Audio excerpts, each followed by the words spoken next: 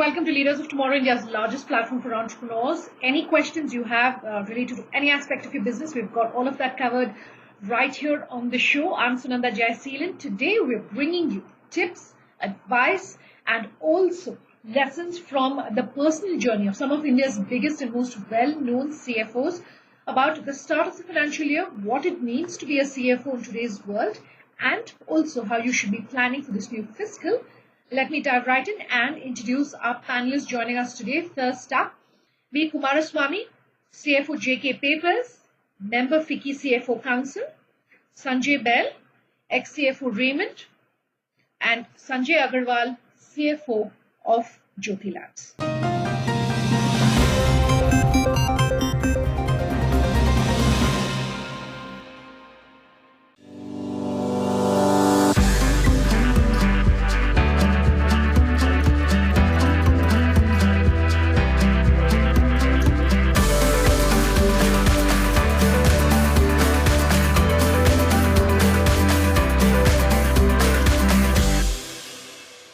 Gentlemen, thank you so much for your time here on the show. I want to start by talking about how a CFO should be planning the new, for the new fiscal year. What should they be keeping in mind? So much changing around us. We thought that 2021 at least would mean that we are in the clear. That's clearly not happening. What is your advice for a CFO of a small business, SME, MSME startup watching today's panel discussion about how they should be planning for this new fiscal? I think you rightly put it that we are just coming out of this COVID, and the second wave of COVID is, attacking us. But I think it is important not to lose faith, hope, or anything in business, but to relook at it as a changing paradigm. These kinds of changing paradigms always creates new opportunities, maybe new clients, new markets, new products, and then new business processes, new opportunities, etc. If you ask me in one line, look at it with optimism, look at it with hope. Look at it at spotting these new opportunities and lanes for lines of doing business and exploiting them rather than being cowed down by whatever you see.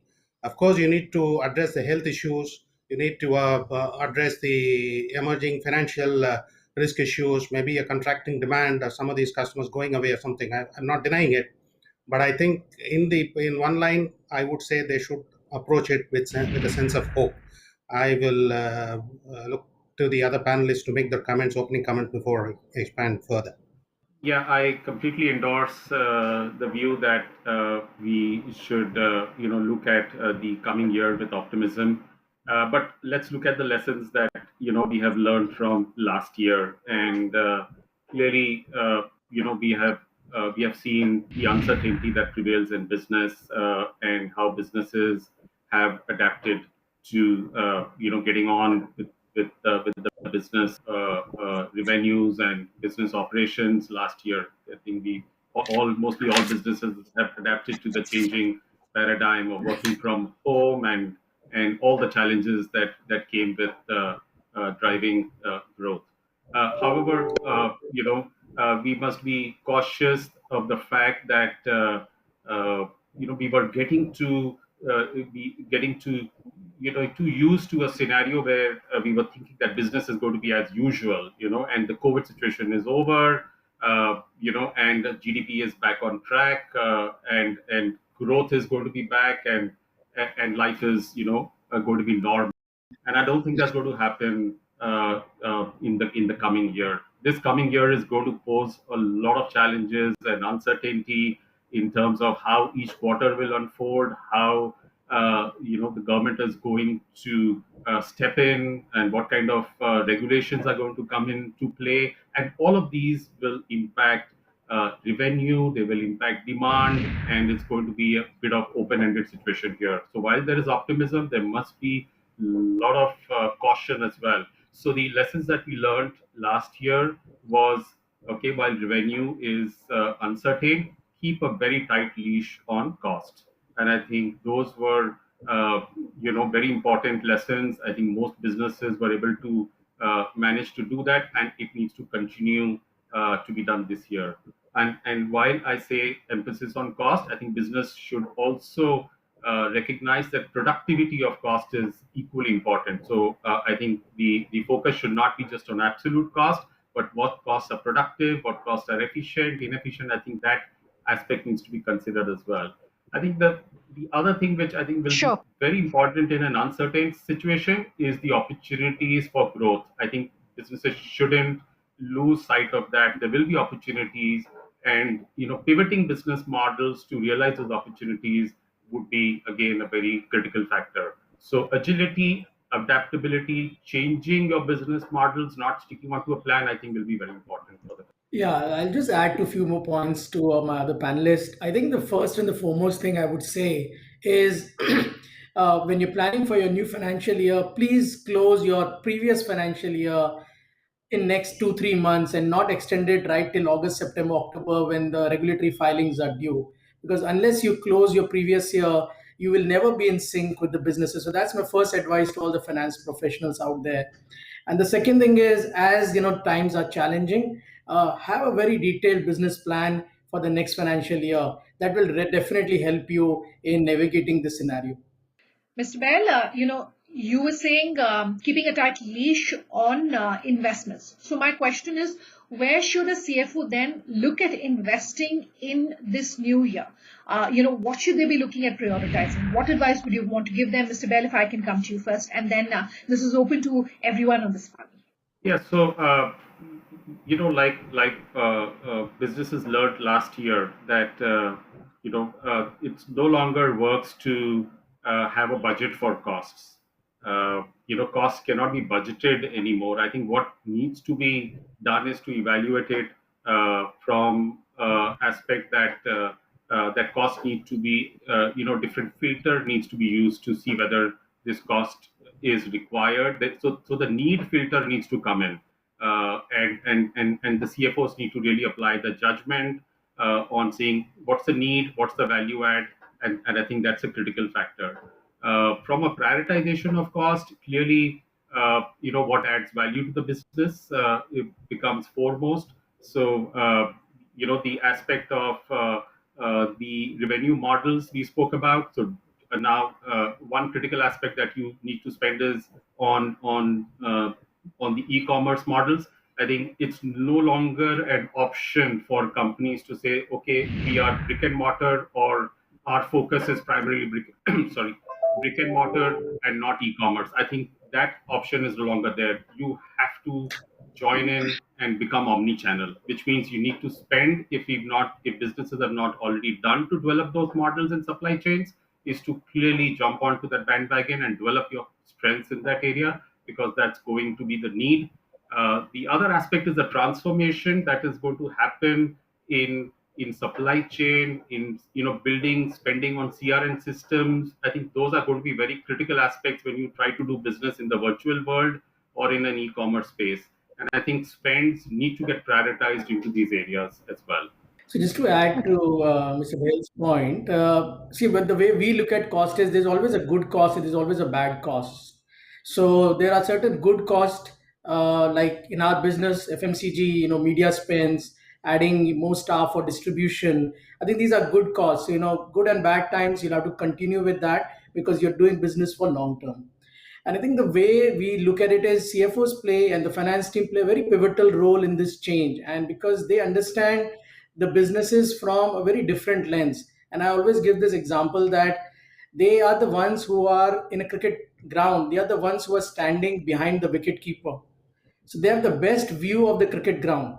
And hence they can guide, navigate the entire field, to which positions they should take. So if the finance team and the CFOs are able to play that role of catalyst of change and be the motivational guy, the inspirational guy, and lead by example, I think some of these costs can also be viewed in a very different perspective. And because that is a requirement of the future for the CFOs, they need to be the navigators alongside the business guys. Gentlemen, I have to take a quick break, but we'll be back in just a moment.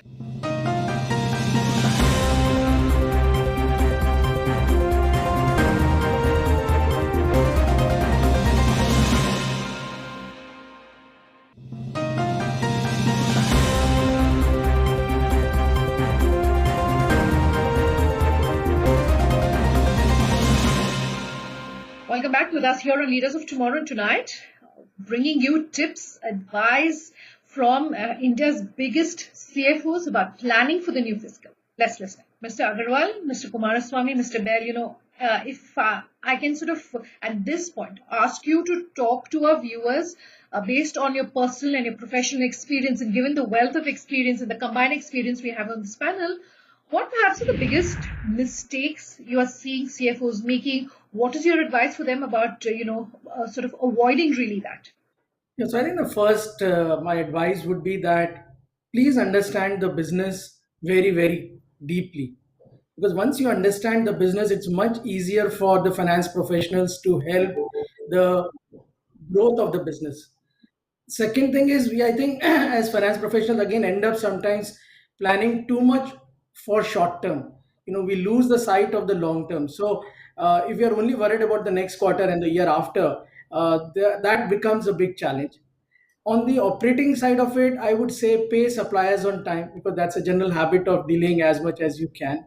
So if you pay suppliers on time, look at litigations in your company. There are a lot of amnesty schemes going on at different departments in tax scheme of things. Look at it how you can reduce the litigations in the company and not keep on going on with them. Look at the disclosures in the annual report. I think these are few of the things which definitely help the CFOs in navigating the business much better. Sure. I think if I can go, presuming that he has finished. One thing is business focus. I think finance people also should meet key stakeholders, which is not just the investors and promoters, but even the customers, suppliers, employees, and transporters, and many other people, so that they get a business focus and advice on costs or revenues, etc., and better models of squeezing these to the business managers. They should be facilitators of business rather than living in their own silos. Secondly, I think most of the systems, including technology systems, accounting, everything, once set, people presume it is frozen. I mean, they keep repeating the same thing again and again. But I think the environment, especially in the technology space, is changing very rapidly, and it always throws up opportunities. So one should be alive to to those opportunities to deal good amount of benefits to your business. Thirdly, I find that networking among CFOs is very, very poor or at suboptimal levels. You can learn a lot from networking with your fellow colleagues in the other industry, within the same industry, or with the associations like FICCI. For representation sake, as well as learning sake, as well as transforming the lessons into your organization, which is, I think, at a suboptimal level. I would say compliance is a big issue with the MSMEs. I think they should get onto the bandwagon now, because from or with technology, the government is increasingly tightening its grip on people who are non-compliant, and you will sooner or later get caught. It is better to be ahead of the curve rather than get caught and get into various kinds of unwanted issues. Compliance, if you are lax, I think you should immediately take steps to increase the compliance levels.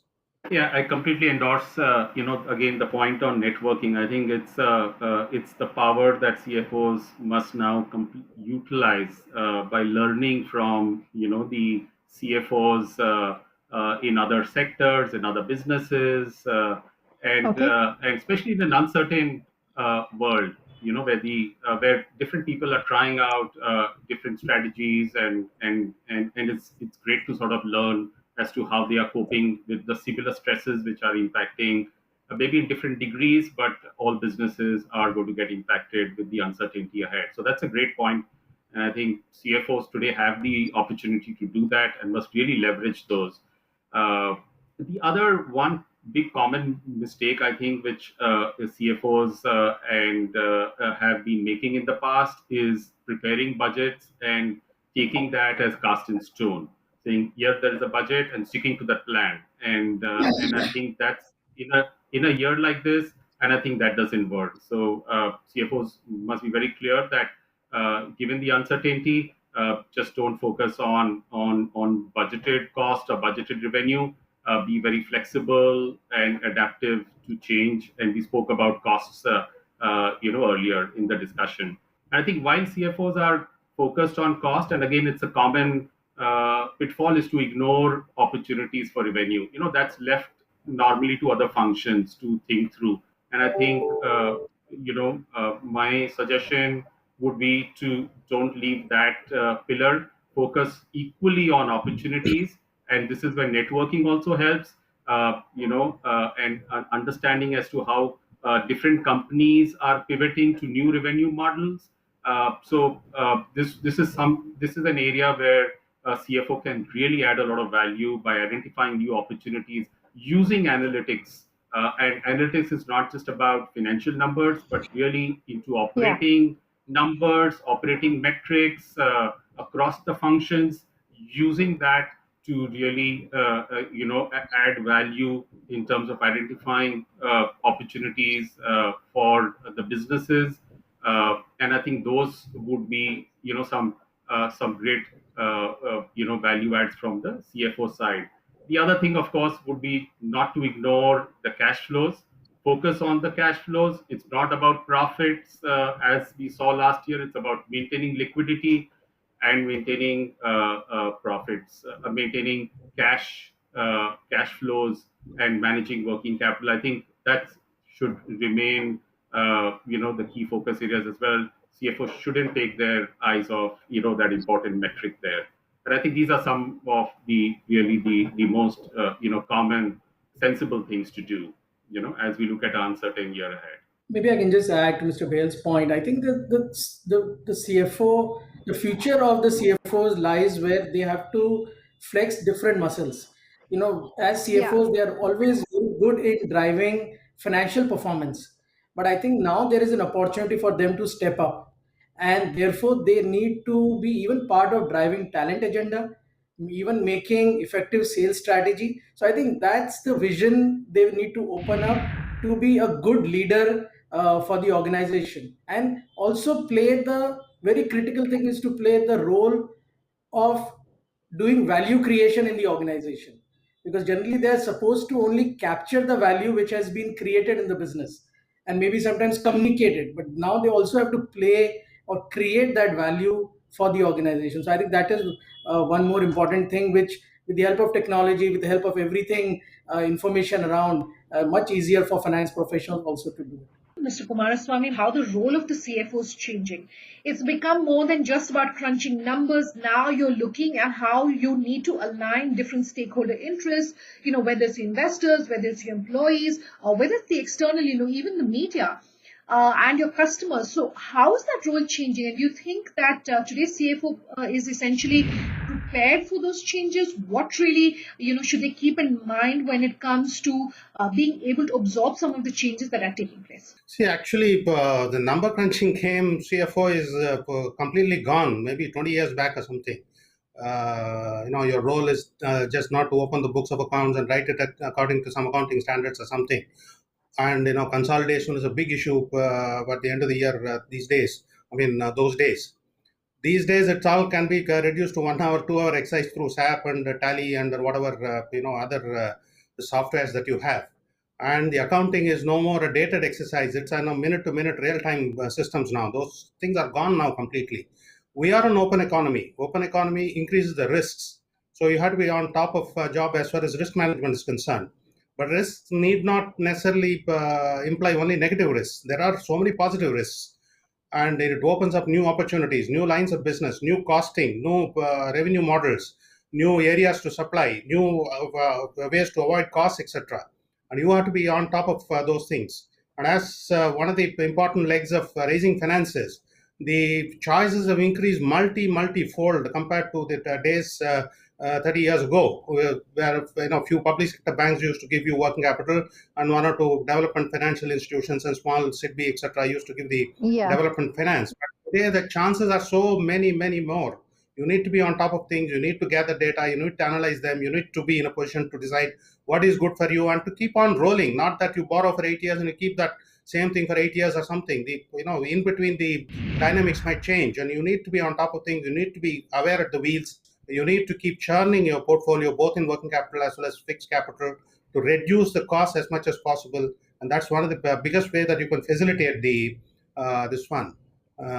business. Again, the controller driven approach is gone now. It's self-regulation, not only with respect to the regulators, but even internally. So you need to be aware of it, and you need to cut your role accordingly.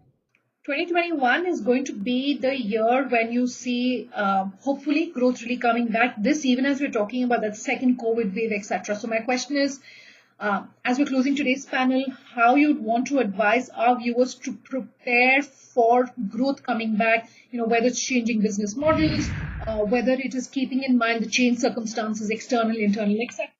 What should they do? Yeah, so I think the challenging times will also show you a lot of opportunities and the way to do business differently. So if the businesses are ready, the leadership team and the finance people can also help in bringing those opportunities and working on those opportunities very quickly. I think the businesses will be able to do. I think corporate India has been able to handle the last year very well, and I'm very confident and optimist that next year also it is very exciting time for the businesses and for the CFOs. Their roles are changing very very fast, and the evolution curve is as it is moving upward. Definitely businesses will also behave in the same manner and grab all the opportunities which India is giving it to all the businesses. Yeah, just to add on to that, I think one clear aspect of last year is that paradigm shifts have happened in the way business is getting transacted, and I've seen from my own personal experience was that you could sell residential flats virtual in through virtual models. So businesses have adopted these models, and there are new ways of doing business which can be found. So while there are challenges ahead, but clearly there are opportunities and workarounds, and we've seen this happen in a lot of startups, innovations that are happening now with these schools closing down, but education and technology is helping the both students to carry on with their education. Different models are coming in place. So you see this happening in every business, in every sector, and I think that's what probably is going to be critical as well, for CFOs to work with the play the business partnering role, and make sure that you adopt these new technologies, find these new ways of doing business, find what others have done very successfully. What is happening in the startup world, for example, where there's so much of innovation happening, taking a cue from those and adapting it to your business, I think would be critical as well, because the opportunities are there. The customer needs are not gone away anywhere, and that is what is taken us by a positive surprise when we look at even the consumer discretionary sector, the real estate sector. The bounce back that we have seen in these sectors has been a huge positive, which means there is demand. Now the question is, how do we pivot our business models to meet those and to reach out to those customers? I think that's where it'll be a critical phase for businesses. To those who adapt will succeed and thrive, and the others who stick to their own business models and resist the changes that are required and investments that are required, I think will certainly feel the heat in terms of growth and profitability. I would think the focus should be on cost cutting as well as becoming cost competitive. Since for a given level of demand, if it contracts to 80%, 75%, whatever it is, and at a given price level, obviously there will be a drop in the price level. The lesser the cost, and the least cost producer will have the first right of claim on the market at a given level of price. Profitability may be lower than earlier, but it doesn't matter. But at least you'll be staying in the market. The least cost producer will always be the last one to die. So I think that should be the focus area, given especially the kind of scenario that you're going to face if COVID-2 also starts. The lesser the cost, lesser the variable cost, lesser the fixed cost, the better for you, and you will outstay or outlast the market, and that should be your focus area. All right, gentlemen, appreciate your time here on this panel. We've run out of time, but if you have any feedback for us, you have any questions for the expert who joined us today, do let us know. Our contact details coming up on your screens as we speak. Thanks for watching. Have a good night.